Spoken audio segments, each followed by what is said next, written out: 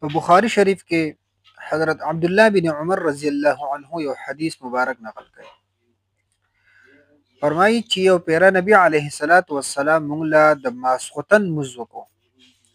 او د مونځ نه بعد سلام چې وګرځو نو نبی علیه الصلاۃ والسلام ودرېدو او وی فرمایل چې نننۍ شپه هغه داسې شپه ده چې د نننۍ شپې نه والا او وروستو 100 کاله بعد چې څومره خلک نن موجود دی نو 100 کاله کې به دا ټول خلک مړه کېږي. 100 کاله بعد به داسې کس موجود نه وي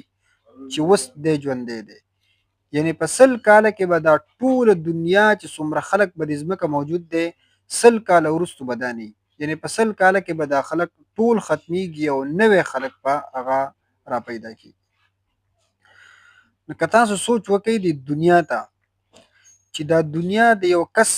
هر څومره ډیر عمر شي نو دی به یو ورځ د دې دنیا نه ځي. چې تاسو ته به دنیا کې نن کم هغه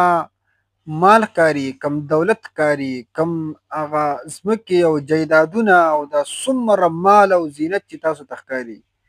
نو کم خلک چې اوس به دې قابض دی او به دې دنیا کې موجود دی او به دې مال دولت باندې هغه پنجې لګولي دي نو که ته دا سوچ وکړې چې 100 کاله بعد به دا ټول خلک نه وي، به دې دولت په دا ټول خلک نه یو نوی قوم به راغلی، دا خلک په ختم شوی او دا دولت په هغه شان موجود وي، دا ځمکه او دا بلډینګونه او دا مال او دولت بعد دا به هغه شان موجود وي، خو دا کم خلک چې پې دی دا به نه وي، نوی خلک به راغلی. نو تا ته به بیا دا معلومه شي چې دا یو قسم دوکه ده چې تا ته یو هغه د لرې نه یو شی پلق او ته پسې به دې نیت ورشي چې دا یو هیره ده او یو ملغلره ده او ته پسې ځې چې ورسې نو هغه یو بکري غونته کي او هسې پلق کوي. نو څنګه چې دغه ته دوکه شوې دغه شان که ته دې ته سوچ وکړې چې به د دنیا کې څومره خلک به د مال او به د جایداد باندې قابض دی 100 کاله بعد به دا خلک نه وي، نوی خلک به راغلی او هغه به بې ناسي،